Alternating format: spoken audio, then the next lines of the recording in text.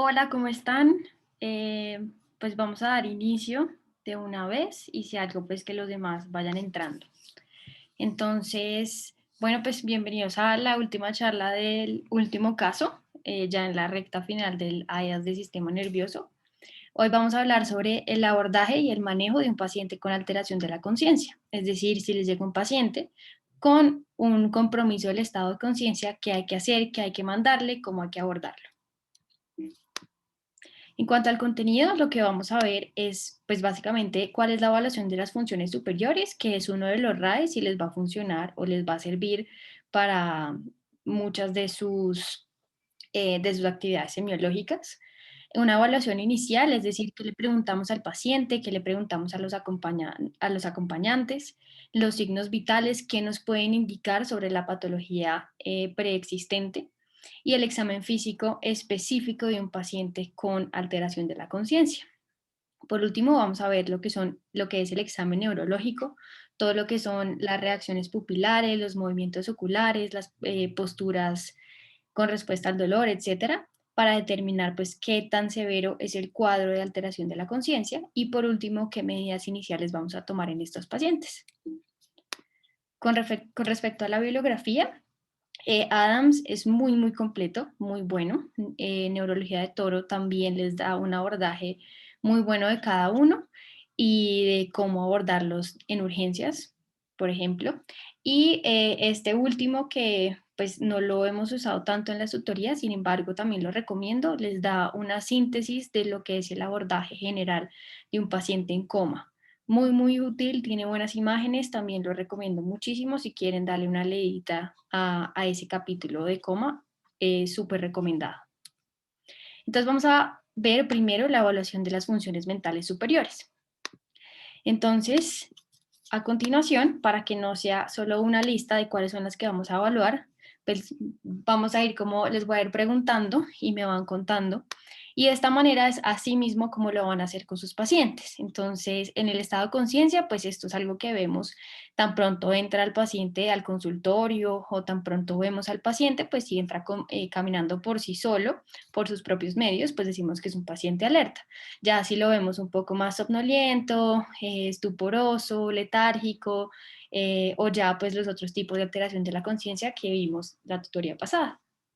Con respecto a la orientación, entonces le preguntamos al paciente cómo se llama, eso sería una orientación en persona, en dónde estamos, pero entonces que les diga en dónde estamos en el quinto piso o estamos en el Hospital Mayor Mary, estamos en Bogotá, digamos que todas esas claves de orientación en cuanto al espacio y finalmente en el tiempo. Entonces le van preguntando al paciente qué horas son, si no sabe qué horas son, como qué hora del día cree que es, qué día es hoy, qué día de la semana es, qué mes, qué año, y eso nos da determinada capacidad de, pues de definir si el paciente está desorientado. En este caso decimos que el paciente está orientado en las tres esferas, en tiempo, espacio y persona.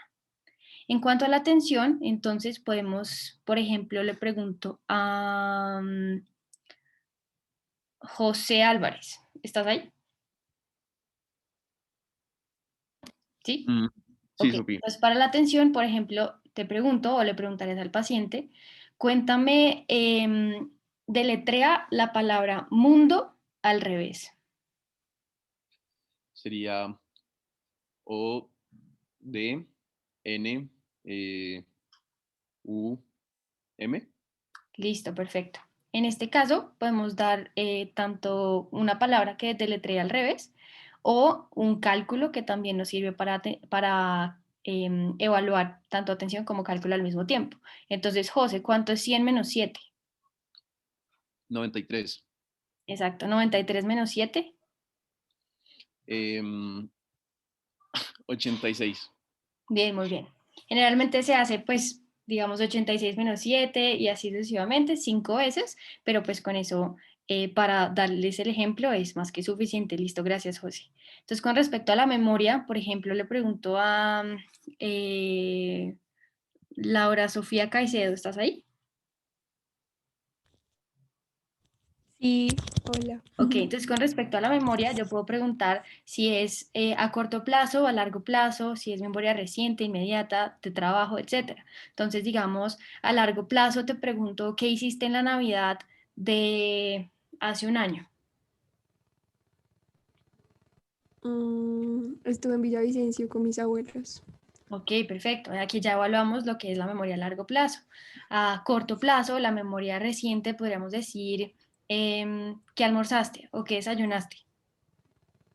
Desayuné fruta con una arepa y huevos. Ok, perfecto. Son cosas que podemos preguntarles a todos los pacientes en cualquier situación.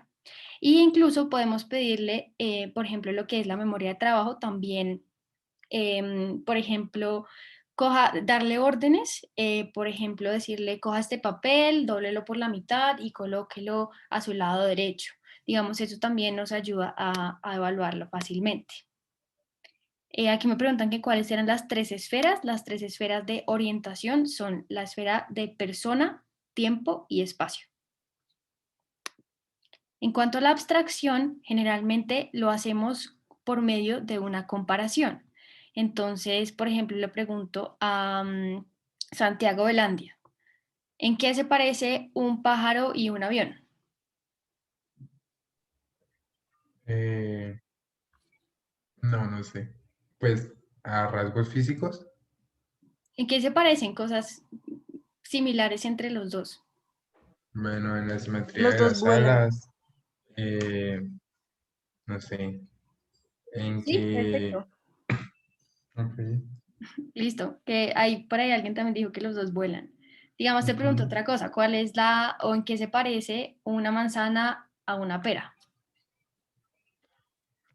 Primero las dos son frutas, Exactamente. físicamente. Digamos que estos son, no, ahí está perfecto. Esas son, digamos, lo que buscamos en la respuesta de los pacientes, que nos den, no, los dos vuelan, no, los dos son frutas. Digamos que logren identificar esto, nos da cierto tipo de, pues digamos, de reconocimiento de la capacidad de abstracción de la persona. Otra cosa que también podemos decirle es un refrán. Entonces, un refrán que conozcan, ¿no? Que sea común, que crean que conozca al paciente, se los dicen y les preguntan, pues, hasta cierto punto, qué entiende con respecto a ese refrán. Con respecto al juicio, el juicio a veces es, digamos que, un poco extraño, por decirlo así, de evaluar y podemos darle un caso hipotético. Entonces, digamos, le pregunto a em, María Andrea Ochoa, ¿estás ahí? Sí, sí, Sofi. Entonces, por ejemplo, te pregunto, si tú estás en tu casa en este momento y empieza un incendio, ¿qué haces? Mm, pues salgo y bajo por las escaleras al primer piso a un punto de encuentro. Exactamente, perfecto. Eso es, digamos, que lo que buscamos en una persona sin alteraciones del juicio, que tenga, digamos, un raciocinio adecuado frente a determinadas situaciones. El cálculo, pues ya lo vimos con el ejercicio pues del cálculo 100 menos 7, 93 menos 7, etcétera. Es como generalmente el mismo que usan, pero ustedes van determinando dependiendo del tipo de paciente, del nivel educativo del paciente, pues hasta qué tipo de cálculo matemático le puedo dar para que haga. En cuanto al lenguaje, pues es lo que ya habíamos visto en el caso de ACB. Entonces vamos a hablar todo lo que es comprensión, expresión, lectoescritura y habilidad de repetición. No me voy a tener en eso porque digamos que ya lo vimos a fondo en la tutoría previa. La praxia, entonces van a ser esas cosas que digamos que el saber hacer. Entonces le podemos decir a un paciente, haga como si se estuviera peinando. O, por ejemplo, yo hago una cara y le digo al paciente que me diga, estoy feliz, estoy triste, pues dependiendo del gesto que esté haciendo. O también le puedo dar el acto secuencial, que es pues de lo que ya hemos hablado, que también nos sirve para evaluar, por ejemplo, la memoria de trabajo, que es coja este papel, dóblelo por la mitad y colóquelo al frente suyo. Eso también nos sirve para evaluar lo que es la praxia. Una alteración en la praxia, pues como ya lo hemos visto, se considera pues una apraxia. Las nocias son aquellas capacidades que nos permiten reconocer objetos a través de los sentidos. Entonces, estereoagnosia, entonces a través del tacto, agnosia visual, entonces es pues la incapacidad de reconocer objetos por medio de la visión. La prosopagnosia, pues ya lo vimos, es una alteración del reconocimiento de las caras, y eso también lo podemos llegar a evaluar dentro del, digamos, de las funciones mentales superiores. Digamos que penúltimo es la lateralidad, si es diestro o zurdo, o ambidiestro en dado caso, y en algunos casos, en alguna literatura menciona también el afecto o el estado de ánimo, dependiendo de cómo se encuentre el paciente en ese momento. Entonces, con eso pues ya tienen como una idea de, ok, cuando llegue a evaluar las funciones mentales superiores de un paciente, pues exactamente qué tipo, no solo qué dominios voy a evaluar, sino cómo evaluarlos. Hay dos tipos de, digamos, de exámenes mentales ya estructurados. Generalmente se usa en pacientes con sospecha de demencia. El de la izquierda es el Mini-Mental y el de la derecha es el MoCA. El de la izquierda, pues como pueden ver, evalúa lo que es orientación, memoria, atención y cálculo, recuerdo diferido y lenguaje y construcción. Y este tiene un total de 30 puntos. Vamos a decir que es patológico o que es anormal cuando tiene menos de 24. Cuando tiene entre 24 y 26, podemos decir que está en riesgo. Este es mucho más sensible y específico para el diagnóstico de la enfermedad de Alzheimer, por ejemplo. Mientras que el MoCA evalúa otro tipo de funciones ejecutivas, por ejemplo, la habilidad visoespacial, diferente al Mini-Mental, que a su vez pues, nos va a arrojar un puntaje sobre 30. En este caso, vamos a determinar que es patológico cuando tiene menos o igual a 25 puntos. Y este, a diferencia del Mini-Mental, es mucho más específico y sensible para otro tipo de demencias, la demencia frontotemporal, la demencia por cuerpos de Lewy, etcétera, diferente a la enfermedad de Alzheimer. Pero ambos podemos usarlos en la práctica clínica y son los que más se usan. Ahora sí, ya entrando en materia con respecto a cómo vamos a evaluar un paciente con alteración de la conciencia, entonces vamos a ver qué tenemos que tener en cuenta en un principio en la anamnesis. Primero, ¿cómo comenzó? Fue abrupto, se cayó y dejó de responder y me lo traen inconsciente a urgencias. Me puede sugerir un origen vascular, ya sea una isquemia del tallo, una hemorragia subaracnoidea, un ACV, digamos, hemorrágico que comprometa arteria del parénquima cerebral. Si es insidioso, es decir, que viene como con cambios comportamentales, como un poquito más somnoliento, en un periodo de días a semanas, podemos pensar que tal vez no es algo de origen vascular como una ACV, pero también puede ser, digamos, un tumor, un absceso que esté creciendo y esté comprimiendo lentamente el parénquima cerebral. O, por ejemplo, un hematoma subdural, que es lo que ya habíamos dicho previamente, que es la típica frase de viejito atontado, hematoma subdural asegurado. Básicamente tenerlo en la mente siempre que veamos una alteración de la conciencia de forma insidiosa. Una progresión rápida de los signos hemisféricos, una persona que tenga una progresión rápida, por ejemplo, con hemiparesia, con déficit hemisensorial, con algún tipo de afasia, y a su vez tenga determinado compromiso del estado de conciencia, pues podemos llegar a decir que puede ser sugestivo de una hemorragia intracerebral, entre otras opciones. O a su vez que haya sido precedido por un estado confusional o delirium previo, es decir, el paciente presentó un cuadro de delirium y posteriormente genera una alteración de la conciencia. En este caso podemos pensar no hacia algo de origen vascular o algo como hemorrágico, sino más bien una alteración metabólica, por ejemplo, un coma hepático, un coma diabético, una intoxicación por barbitúricos, por opioides o incluso una neuroinfección. Entonces acá les pongo la carita, no sé si alguno puede decir esta imagen de estos ejemplos que acabo de decir de abrupto, incidencia o progresión rápida y neuroinfección, ¿cuál de estos pertenece a cuál? O por lo menos esta primera. Abrupto. Abrupto. Exactamente. ¿Y qué creen que se ve ahí reflejado? Hemorragia. Aracnidea. Sí, perfecto. Muy bien. Esta de aquí abajo. ¿Insidioso? Sí, sí, puede ser. ¿Qué crees que es? De pronto un tumor. Generalmente los tumores no se ven así como tan intensos. Este es pues técnicamente una hemorragia intracerebral, intraparenquimatosa. Esta sería entonces una progresión rápida. Y aquí, entonces, si ves la diferencia, esto sí es un tumor. Es un glioblastoma multiforme, que ya es un glioma grado 4, pues de bastante compromiso cerebral.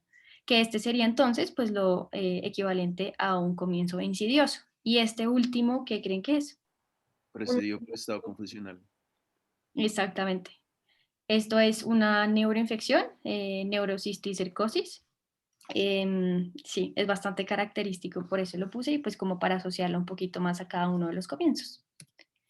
Listo, ahora ya vemos cómo comenzó, cómo nos llega el paciente. Ahora, ¿qué es lo primero que hago? Determinar los signos vitales y a partir de esto podemos generar una sospecha de lo que puede llegar a tener el paciente como causa subyacente. Entonces, los signos vitales, pues como siempre, temperatura, vamos a ver fiebre o hipotermia. Si es un paciente con fiebre, entonces vamos a pensar que si tiene fiebre y alteración de la conciencia, podemos pensar que es, por ejemplo, una infección sistémica, una meningitis bacteriana, una encefalitis viral, una meningoencefalitis, por ejemplo. Si es, por ejemplo, fiebre, pero es una hipertermia, es decir, una temperatura por encima de 41.5 grados centígrados y adicional a eso vemos que la piel está seca, podemos pensar que realmente no es fiebre, sino que es un golpe de calor y a raíz de esto se genera la alteración de la conciencia. Si vemos un paciente con fiebre también en el contexto, por ejemplo, quirúrgico, al recibir anestésicos, también podríamos pensar que la alteración de la conciencia se da por una hipertermia maligna, que es precisamente pues una condición genética en donde el paciente genera unas contracciones musculares y una elevación pues abrupta de la temperatura secundario a la administración de anestésicos generales. O también podemos pensar, por ejemplo, en la intoxicación anticolinérgica. No sé si se acuerdan lo que es pues el síndrome colinérgico de intoxicación por estos medicamentos que genera, pues que se pone rojo como un tomate o caliente como el desierto. Esa es como la mnemotecnia. O puede ser el otro extremo, que sea hipotérmico.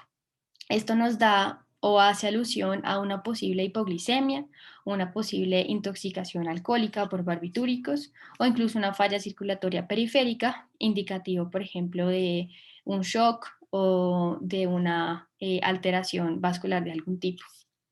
El patrón de respiración también va a ser muy, muy importante. Hay 4 patrones específicos que sí o sí hay que conocer. Y dependiendo de cuál sea, podemos asociarlo a una región del sistema nervioso central. Entonces, la más conocida va a ser Cheyne-Stokes, que se da por una alteración cortical bilateral en el prosencéfalo, que es esta que vemos acá con la letra A. Y este patrón de respiración, como ya lo hemos visto, es básicamente un periodo de hiperapnea, apnea, deja de respirar y vuelve a respirar rápido. Y luego deja de respirar y así sucesivamente. El segundo ya vamos descendiendo, digamos, desde la corteza hacia el tallo, hacia el bulbo, perdón. Vamos a ver a nivel del mesencéfalo una alteración conocida como la hiperventilación neurogénica central, que se genera por un daño a nivel del mesencéfalo de la protuberancia superior. Y vemos que es básicamente una respiración muy frecuente, o sea, es muy rápida, pero también es profunda. Esto puede llegar incluso a causarnos, por ejemplo, una alcalosis metabólica secundario pues, a este patrón de respiración. Si al contrario vemos que el paciente respira y en inspiración dura 2-3 segundos, luego expira, dura un periodo de apnea, luego vuelve a inspirar, dura 2-3 segundos en inspiración y vuelve a soltar el aire, eso se conoce como un patrón de respiración apnéusico y se da por una alteración en la protuberancia media o inferior, que es este que vemos por acá. Y por último, ya el paciente está bastante comprometido, que se ve por compromiso del bulbo raquídeo, dorso medial, como se puede ver acá. Y es básicamente, yo me lo imagino y lo asocio a si le doy una crayola a un niño chiquito y un pedazo de papel, un montón de rayones que no tienen sentido entre sí, no son simétricos, no tienen ningún patrón. Así básicamente se ve el patrón de respiración atáxico o de Biot. A su vez, pues ya vemos temperatura. vimos respiración. ¿Cuáles nos faltan? Tensión arterial y frecuencia cardíaca. En cuanto a la tensión arterial, pues podemos ver un paciente hipertenso o hipotenso.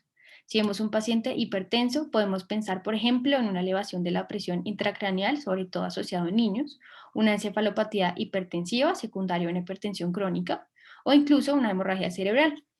Si vemos al contrario una hipotensión, podemos pensar en un shock hemorrágico, por ejemplo, en un shock séptico, en un paciente con una hemorragia interna, con un sangrado activo, o incluso pues una intoxicación alcohólica o por barbitúricos. Y cuando tenemos la frecuencia cardíaca elevada, podemos llegar a pensar en que es una elevación de la presión intracraneal, sobre todo en niños.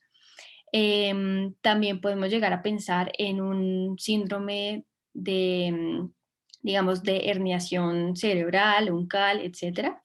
O una bradicardia, pues también podemos pensar en lo que son medicamentos, intoxicación por medicamentos que generen depresión respiratoria. Entonces, por ejemplo, antidepresivos, medicamentos anticonvulsivantes, intoxicación por alcohol igualmente. Entonces, pues varía dependiendo de los signos vitales, podemos crearnos una idea de lo que puede llegar a tener el paciente. Ahora nos vamos con el examen físico. ¿Qué vamos a ver? Lo primero que vamos a ver pues es la piel del paciente, cómo está. Entonces hay veces en donde podemos encontrar, por ejemplo, cianosis central, que nos indica pues un daño a nivel, una falla respiratoria. Piel rojo cereza es esto que se ve acá, se ve bastante, es un rojo muy intenso y se ve sobre todo en intoxicaciones por monóxido de carbono, muy característico. Petequias o púrpura, podríamos pensar, por ejemplo, en una coagulación intravascular diseminada y que esta sea la causa de la alteración de la conciencia. Una cerosis, que nos indique, por ejemplo, en conjunto con una hipertermia, que sea un golpe de calor.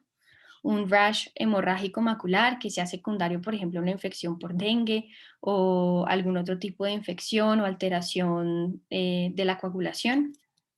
Equimosis ya lo vamos a ver a continuación, pero aquí pues hay dos signos muy importantes, uno es el de Battle y otro es el de Mapache, que son estas, digamos, equimosis perioculares, bilaterales y detrás de la oreja a nivel de la mastoides. Esto generalmente es indicativo y casi patognomónico de las lesiones de la base del cráneo. Telangiectasias, que también nos puede indicar, por ejemplo, y nos puede orientar hacia un coma hepático o una encefalopatía hepática de algún tipo. Sudoración excesiva y palidez marcada. Por ejemplo, palidez en un paciente que haya perdido mucha sangre con un sangrado activo y que por eso tenga alteración de la conciencia.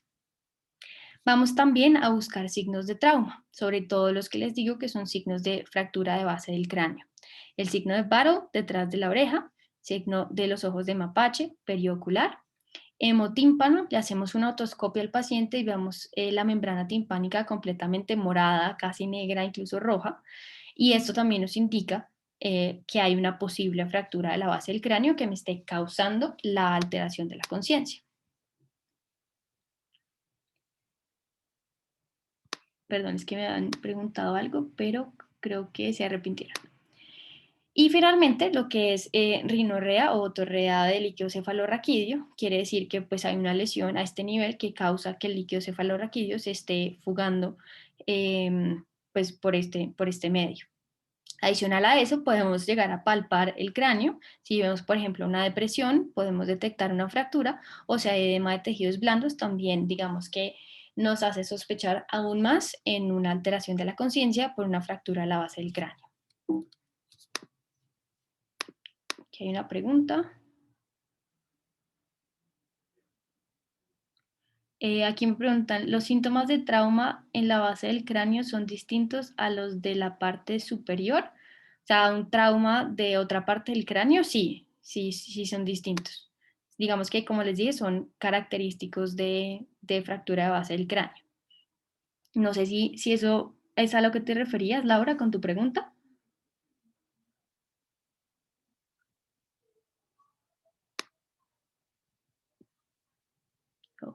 Sí, ok, listo, perfecto. A su vez, pues, ¿qué vamos a ver? Ya vemos que el paciente entra, vemos todas las funciones superiores, vemos también la piel y también que podemos detectar fácilmente cuando el paciente nos habla es el aliento que tiene. El aliento alcohólico, pues claramente nos va a determinar que, por ejemplo, la alteración de la conciencia sea por una intoxicación alcohólica, por una, sí, por una intoxicación a este nivel.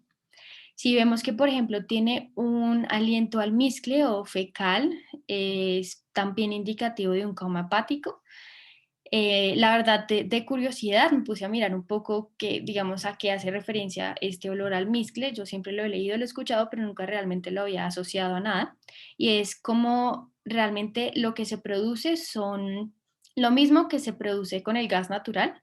El gas natural tiene como el gas normal y algo adicional que hace que huela, que nos permita determinar que hay una fuga.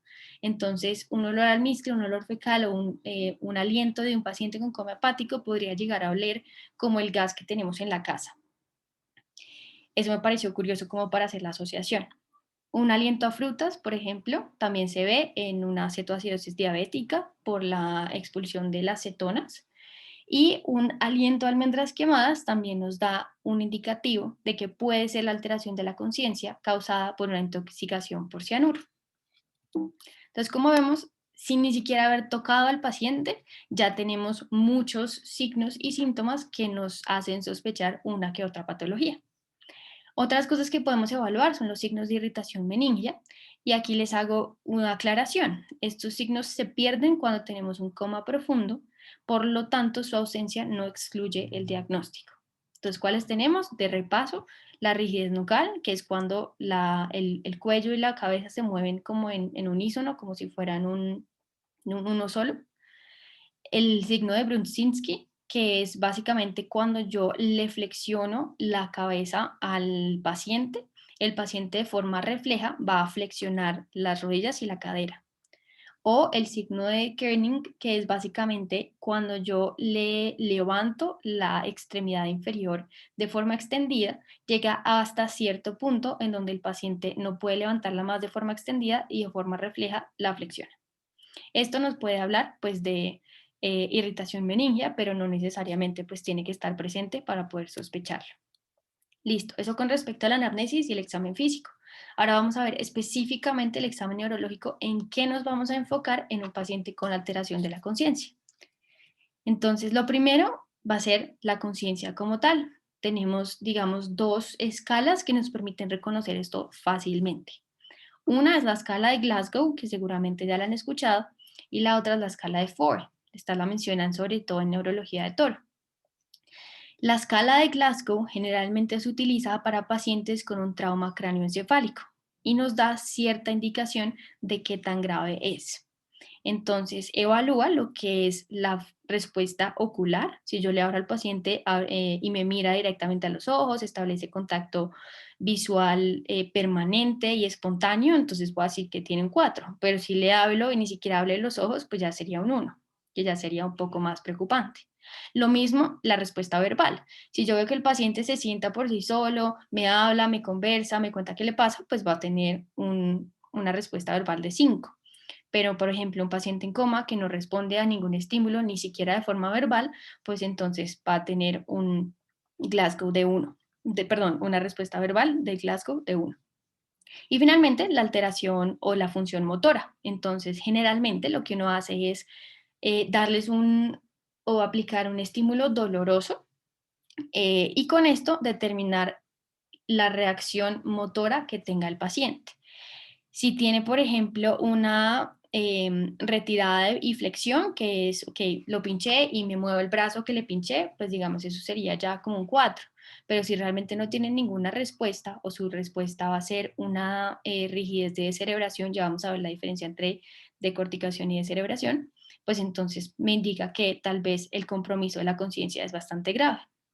Tiene un máximo de 15 puntos y un mínimo de 3. Entonces, si ustedes ven en nuestra clínica o alguien les dice no, un Glasgow de 1, pues realmente no existe porque el mínimo va a ser una respuesta ocular que no responde, es decir, un 1, ninguna respuesta verbal, 2, y ninguna respuesta motora, 3. Mínimo siempre van a ser 3 puntos.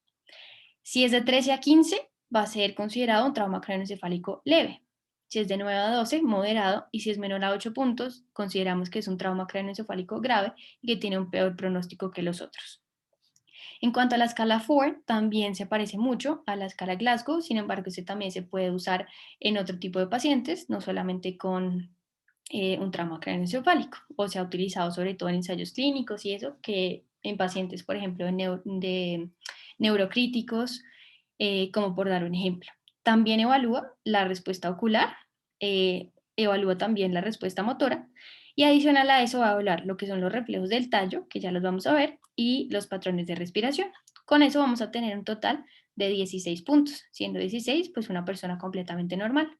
A medida que va disminuyendo, pues va llegando hasta el mínimo, que son 0 puntos, que es representativo de un coma que no responde y que no tiene ningún tipo de reflejo del tallo. Listo, ¿hasta aquí hay alguna pregunta? Ok, entonces seguimos. Dime. No, era para decir que no. Listo, listo, perfecto. Entonces, con respecto a la reacción pupilar, lo que quiero que se lleven es, hay múltiples, o bueno, no múltiples, sino hay 5 tipos de pupilas que podemos llegar a ver que nos indiquen una patología o una zona específica de daño en el cerebro. Y de lo que quiero que se lleven son 3 cosas principales de cada uno de estos patrones. Primero, el tamaño de las pupilas. ¿Están mióticas, están midriáticas o están normales? La reactividad, ¿reaccionan o no a la luz? ¿Y a qué zona se ven relacionadas? Entonces lo vamos a ver aquí a continuación de forma más específica. Entonces vamos a considerar como base lo que son las pupilas normales, que va de 3 a 5 milímetros de diámetro. Y isocoria reactiva a la luz, es decir, tienen un tamaño igual en ambas pupilas y ambas son reactivas a la luz. Vamos a tener de orden, si yo me devuelvo, vamos a ver desde la parte de arriba, es decir, desde rostral hasta caudal, cómo vamos a ver cada una de estas manifestaciones. Entonces, desde lo más rostral, desde lo más arriba, pues que queda las pupilas talámicas o que vienen por una alteración o una compresión del diencéfalo. Generalmente, ¿qué tamaño son? De 2 milímetros aproximadamente, es decir, están en miosis y sí son reactivas a la luz. Luego vamos a ir bajando y vamos a llegar al mesencéfalo. En el mesencéfalo vamos a tener 3 tipos de pupilas. Las pupilas fijas dilatadas, las pupilas fijas pero de un tamaño normal y la anisocoria. Entonces, ¿cuál es la gran diferencia? Todas estas van a tener una reactividad fija, o sea, no van a ser reactivas a la luz. La diferencia es que unas, las que están dilatadas, van a tener un tamaño más grande, más de 7 milímetros de diámetro, como pueden ver se ve un poco más grande. Las pupilas fijas o de tamaño normal, que son pues el tamaño normal, digamos que el límite superior, que va a ser 5 milímetros de diámetro, y la anisocoria, que va a ser una diferencia entre una pupila y la otra, van a tener tamaños distintos. Generalmente, en términos fisiológicos, una persona puede llegar a tener una diferencia de menos de 1 milímetro de diferencia entre ambas pupilas. Esto es fisiológico, digamos que no debería preocuparnos. Cuando esa diferencia aumenta a más de 1 milímetro, ahí sí podemos decir que hay anisocoria. Generalmente la anisocoria pues se va a ver por lesión del tercer par. Entonces tenemos las pupilas talámicas que van a ser pequeñas y reactivas, que son del diencéfalo. Bajamos un poquito más y está el mesencéfalo con 3 pupilas distintas. Las 3 van a ser no reactivas a la luz. Unas van a tener un tamaño aumentado, unas van a tener un tamaño normal y otras van a tener un tamaño distinto entre la una y la otra. Y por último, vamos a tener lo que son las pupilas puntiformes. Yo me acuerdo de las pupilas puntiformes que están de la protuberancia por la P, o sea, puntiformes, protuberancia. Y son de un tamaño de 1 a 1.5 milímetros de diámetro. Como pueden ver, son realmente como un puntico y no son reactivas a la luz. En estas podemos llegar a asociarlas a una intoxicación por opioides, por organofosforados y neuroinfecciones como la neurosífilis, entre otras causas subyacentes. Entonces, para que se lleven, tenemos, me devuelvo, tenemos entonces 5 tipos de pupilas. Lo más importante es qué tamaño tienen, son reactivas o no son reactivas y a qué zona lo voy a enfocar. Al diencéfalo, al mesencéfalo o a la protuberancia. Listo. Esto para recordar un poco cómo es que funcionan los movimientos oculares. Como ya lo hemos visto previamente, pues no va a ser tanto énfasis, pero simplemente para mencionar que, como vemos, la mirada conjugada pues va a requerir de una serie de, digamos, de conexiones o de sinapsis, tanto de, digamos, desde la corteza, a través del fascículo longitudinal medial, a través de los nervios del par craneal 3, que mueven finalmente lo que es el recto medial, por ejemplo, para ver hacia la derecha, y el recto lateral para ver hacia la derecha, de manera que ambos se puedan dirigir hacia el mismo lado. ¿Listo? Esto digamos que no me tengo tanto porque ya lo hemos explicado previamente, pero simplemente para que vean que la mirada conjugada pues involucra una serie de estructuras en el sistema nervioso central que nos ayuda pues a dar este tipo sí, digamos, de convergencia de la mirada. Y a su vez, pues las estructuras que se ven involucradas, lo que son los músculos oculares, el nervio oculomotor principalmente, el fascículo longitudinal medial, la formación reticular pontina paramediana y el par craneal 6. ¿Listo? Entonces, con esto en mente, pues lo que vamos a hacer es evaluar los movimientos oculares como siempre lo hacemos en un examen neurológico completamente normal. Entonces, simplemente le pedimos al paciente que mire un objeto o en nuestro dedo o un esfero y digamos que lo mire fijamente y que lo siga con la mirada sin mover la cabeza. Ahí evaluamos la capacidad de la mirada horizontal hacia un lado o hacia el otro y la mirada vertical hacia arriba y hacia abajo. Aquí hay dos cosas que quiero hacer, digamos, énfasis en estas dos cosas, que son cuando vemos que hay una alteración de la mirada conjugada, que nos indica una lesión pontina unilateral, es cuando esta alteración mira hacia la lesión. O sea, los ojos miran la lesión. Si los ojos miran la lesión, entonces considero que es una lesión de la protuberancia. O puedo llegar a considerar que es una lesión de más arriba, cuando la mirada o cuando los ojos no miran la lesión, sino miran el lado contrario. ¿Listo? Esto es como una mnemotecnia ahí, importante también a la hora de evaluar los movimientos oculares. Aquí también pues podemos determinar, como ya lo vimos, pues de los pares craneales que se ven más involucrados van a ser el par craneal 3 y el par craneal 6, oculomotor y abducens, que por lo tanto pues si vemos una parálisis o una alteración de la mirada conjugada, pues podemos llegar a pensar que puede ser una afectación de uno de estos dos pares. Listo. Ahora vamos a seguir con los reflejos oculares. Entonces les pregunto por qué es importante la presencia de los reflejos oculares en un paciente inconsciente. ¿Qué se les ocurre?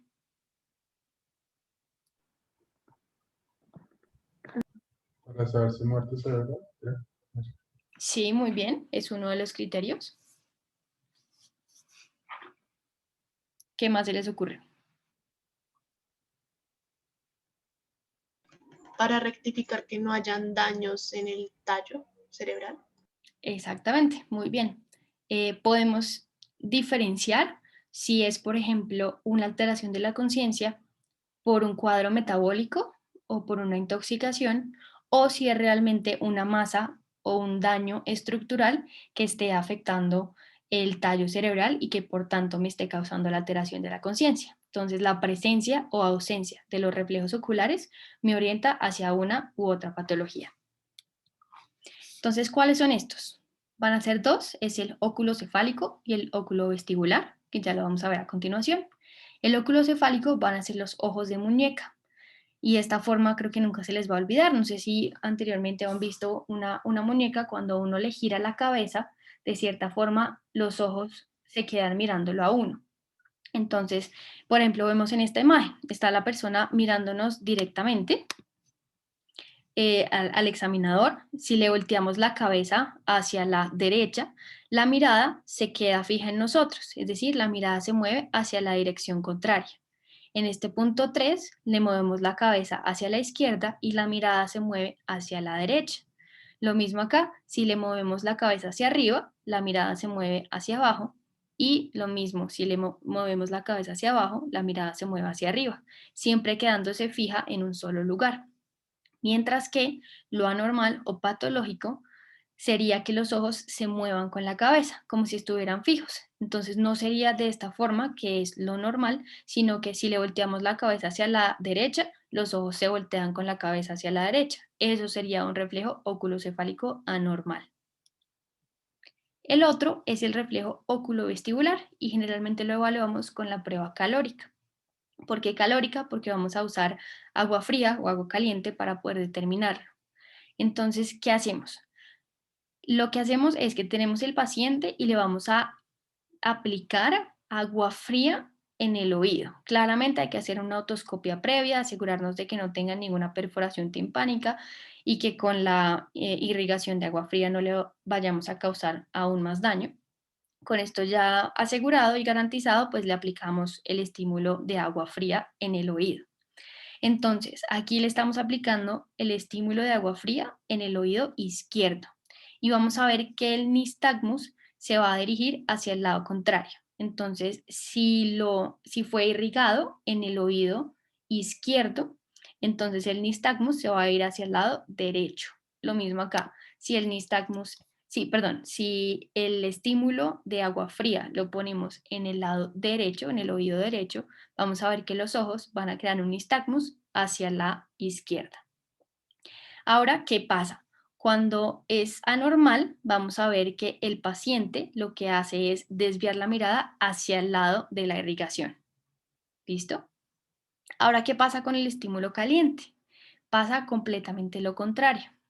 En un resultado normal, o en un reflejo oculovestibular normal, cuando era frío, se mueve en la dirección contraria al oído que fue irrigado.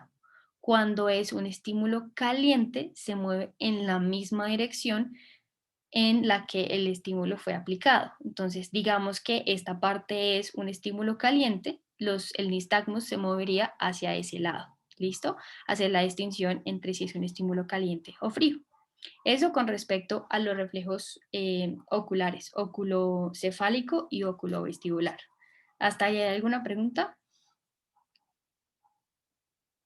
Sofía, esta prueba, cuando la usamos, como, ¿es algo que se utilice mucho o ni idea? Cuando estamos evaluando digamos, la alteración de la conciencia, digamos que tenemos que evaluar estos dos reflejos y hacen parte también de la evaluación de un paciente con muerte encefálica. O sea, si está presente, nos da cierta indicación de la integridad del tallo cerebral. Si está ausente, nos dice que hay un compromiso mucho más severo. Vale, gracias. Listo. Listo. Ahora tenemos entonces lo que es la respuesta motora al dolor. Ahora, ¿alguno sabe dónde se aplica el estímulo doloroso?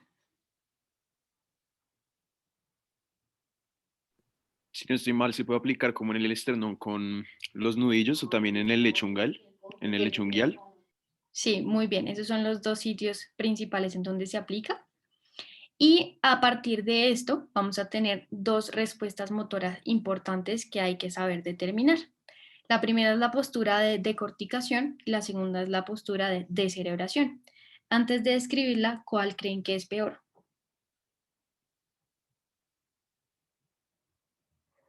La descerebración. Muy bien. Entonces, aquí hay, digamos que les puse esta imagen, me pareció una buena como mnemotecnia. Básicamente la decorticación, core como del centro del cuerpo, entonces el paciente como que flexiona las extremidades superiores a nivel del codo y coloca las manos sobre el tórax como hacia el centro, como que se enrolla hacia el centro. Y a su vez, pues genera como la extensión de los miembros inferiores. Entonces la decorticación va a ser una respuesta flexora, mientras que la descerebración va a ser una respuesta extensora. Como pueden ver, no se va a dirigir hacia el tórax o a flexionar, sino lo que hace es extender tanto las extremidades superiores como las extremidades inferiores. Una mnemotecnia que leí al respecto, me pareció muy útil y muy lógica, es que la decorticación lo que va a hacer es, digamos que como las manos están, espérense un segundo, era mejor dicho, la corteza está mucho más arriba que el tallo, ¿cierto? Entonces lo que vamos a ver es que si el paciente, si en el paciente las manos están arriba, se trata de una decorticación, porque la corteza está más arriba, entonces la alteración está en la corteza, por tanto es menos grave. Pero si las manos están abajo, pues se trata de una alteración del tallo, porque el tallo está más abajo de la corteza.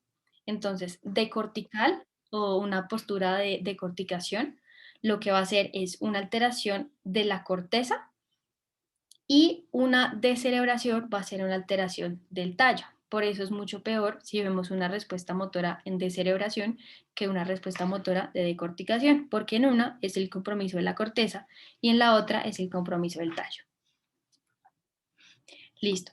Aquí es un ejemplo para que vean, digamos, una posible lesión estructural o, por ejemplo, una masa que esté comprimiendo de rostral a caudal y lo que podemos ver en cada una de esos, digamos, de esos niveles. Entonces, si está como al puro comienzo, a nivel del diencéfalo, pues vamos a ver que sí hay una reactividad pupilar, que sí hay hay unos reflejos oculocefálicos adecuados y que la respuesta motora al dolor es adecuada.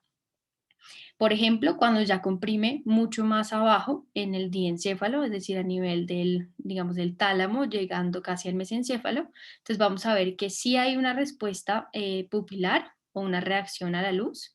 Hay determinado, digamos, conservación de los reflejos oculocefálicos. Y aquí vemos una ligera postura de decorticación, es decir, todavía seguimos en la corteza. Sin embargo, cuando ya comenzamos a bajar, llegamos al tallo, pues tenemos la afectación de lo que es el mesencéfalo, la protuberancia o ya pues el bulbo raquídeo superior, que entonces vemos que no tenemos una reactividad a la luz, tenemos pupilas fijas, no reactivas. Vamos a tener una alteración de los reflejos oculovestibulares, el paciente le aplican o le irrigan el oído izquierdo y no mueve los ojos para ningún lado. Y a su vez, pues tiene una posición de celebración que nos indica ya pues un compromiso del tallo. Aquí les dejo una tabla, me pareció muy buena para determinar a partir del tamaño de las pupilas y de la reactividad a la luz, de los movimientos oculares y de las respuestas motoras, en dónde podemos llegar a encontrar la lesión. Si es supratentorial, subtentorial o si simplemente es algo difuso, como por ejemplo una meningitis o una encefalopatía de Wernicke por deficiencia de tiamina. Y por último, lo que vamos a ver son los signos clínicos de la hipertensión intracraneal. Esto también nos va a llevar a lo que es pues, una alteración de la conciencia, si el compromiso y si digamos, ese desplazamiento de estructuras es lo suficientemente grave como para comprimir el tallo cerebral. Vamos a tener la tríada clásica, que es el papiledema, la cefalea y el vómito, que generalmente es un vómito en proyectil. También se pueden ver asociadas crisis epilépticas o la tríada de Cushing por alteración del tallo encefálico, por alteración de los signos vitales, por ejemplo, bradicardia o, taquicardia e hipotensión. Si vemos estos signos clínicos, pues quiere decir que hay un compromiso de la presión intracraniana y por tanto pues esto también puede tener determinado efecto sobre el flujo sanguíneo cerebral, sobre la presión sobre el flujo sanguíneo cerebral y por tanto pues predispone a una isquemia, por ejemplo. Entonces, con esto en mente, pues los signos más indicativos de la integridad del tallo, que nos dice el tallo está bien o el paciente tiene un mejor pronóstico, van a ser la reactividad y el tamaño de las pupilas, los movimientos oculares, los reflejos vestibulo-oculares y el patrón de respiración. Con estas 4 cosas vamos a tener en mente si el paciente tiene el tallo o no comprometido y nos orienta también hacia la gravedad del cuadro y hacia una posible causa subyacente. Por último, pues vamos a ver qué le vamos a pedir a un paciente con alteración de la conciencia. Entonces, en este caso, podemos pedirle una imagen para ver si hay una alteración, por ejemplo, si sospechamos que es de origen vascular, si hay algún ACV hemorrágico, por ejemplo, el perfil toxicológico, intoxicación por barbitúricos, intoxicación por opioides, intoxicación por alcohol, todo esto lo podemos medir acá. Un uroanálisis también nos permite detectar determinados tóxicos en la orina. Hemograma para determinar pues, si hay alguna alteración, por ejemplo, en tiempos de coagulación, en leucocitosis, neutrofilia, que nos indique una infección o que nos oriente más hacia una patología metabólica. Unos gases arteriales para determinar pues, si la alteración de la conciencia se da, por ejemplo, por un shock hemorrágico, por un shock séptico, etcétera. Un electroencefalograma si consideramos que, por ejemplo, la alteración de la conciencia es secundario a una crisis epiléptica, o una punción lumbar si, por ejemplo, pensamos que es una neuroinfección, o si consideramos que es, por ejemplo, una hemorragia subaracnoidea. Con esto podríamos llegar a determinar y a orientar un poco el diagnóstico. Lo dejo de últimas porque realmente la clínica es muy florida y también nos ayuda fácilmente a identificar una de otra patología. Con esto en mente podemos dividirlo en 3 grupos. Un coma, una alteración de la conciencia sin signos focales, sin signos meningios, con imágenes normales y líquido cefalorraquídeo normal. En este caso podríamos llegar a pensar a que la alteración de la conciencia no es algo estructural, no es una infección, sino que pensamos en algo más como una intoxicación o en algo más metabólico, un coma diabético, un coma hepático, etc. Si tenemos, por ejemplo, un coma sin signos focales, pero con signos meningios, podemos pensar entonces en una meningitis, en una encefalitis o en una neuroinfección de cualquier tipo. O también podemos dividirlo en el grupo que tiene coma con signos focales o lateralizados. Ahí sí podremos llegar a pensar en un tumor, en un absceso, en una masa cerebral que me esté comprimiendo y a su vez algo de origen vascular. Listo. Con esto en mente, pues vamos a ver cómo lo manejamos. Ya vimos cómo lo identificamos, cómo orientamos el diagnóstico y ahora qué es lo primero que tengo que hacer cuando me llega un paciente a urgencias con alteración de la conciencia. El objetivo sí o sí va a ser encontrar la causa subyacente y tratarla lo antes posible. Vamos a tener 3 momentos en el manejo agudo: de inmediato, enseguida y después. De inmediato, ¿qué vamos a tener? Garantizar sí o sí pues la vía aérea permeable si es un paciente que está en una crisis epiléptica, evitar que tenga una broncoaspiración, por ejemplo. Con los gases arteriales podemos determinar pues la oxigenación de la sangre y si requiere o no oxígeno suplementario. Estabilizar el cuello si tenemos un trauma cráneoencefálico. Un acceso intravenoso. A raíz de esto podemos extraer las muestras para glucosa, electrolitos, función renal, BUN, creatinina, todo el hemograma, los tiempos de coagulación y niveles de medicamentos específicos que sospechemos en el paciente. Muchas veces la alteración de la conciencia se da por una hipoglicemia, por eso es muy importante medir la glucosa previamente. Y a su vez, muchos libros recomiendan, o muchos autores recomiendan administrar sí o sí, independiente de si tiene o no hipoglicemia, 25 miligramos de glucosa. Esto se ve traducido a 50 mililitros de dextrosa al 50% a través de ese acceso endovenoso que le pusimos al paciente. Le vamos a tomar los signos vitales, como lo vimos al comienzo, un electrocardiograma, si sospechamos alguna patología de este tipo, y le hacemos un examen físico breve. Como vimos al comienzo, pues son cosas que podemos ver con rapidez y que no debemos detenernos mucho en eso. Le aplicamos también naloxona. Naloxona se utiliza como un fármaco que permite revertir el efecto de los opioides. Muchas veces las alteraciones de la conciencia se dan por intoxicación por opioides y por tanto al aplicar la naloxona el paciente recupera inmediatamente la conciencia. Fenitoína, si sospechamos una crisis epiléptica. Flumazenil, no sé si alguno sepa el flumazenil que revierte o el efecto de que revierte.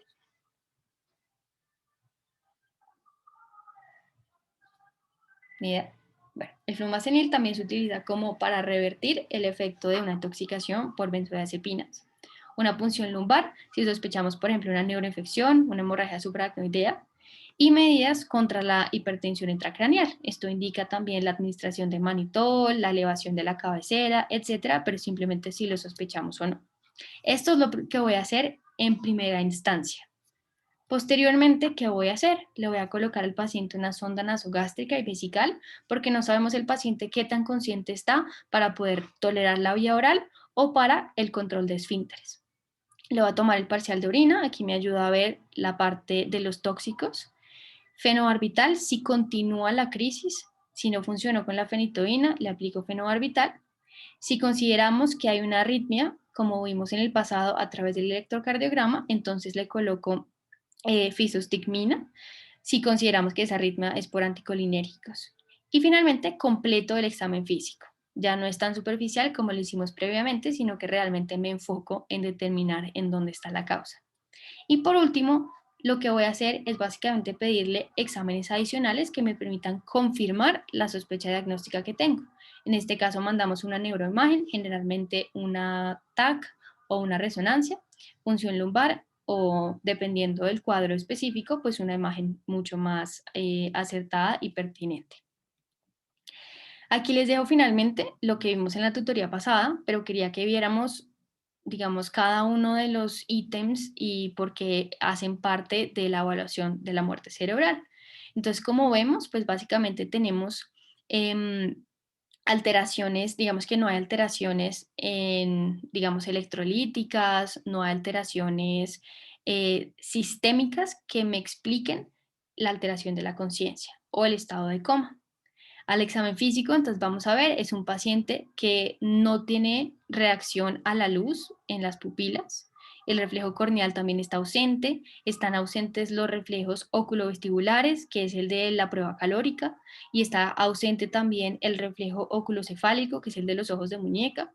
No tenemos ningún movimiento, ni siquiera gesto, a raíz de un estímulo doloroso. Todos los reflejos, el del tuxígeno, el nauseoso, todo esto va a estar ausente.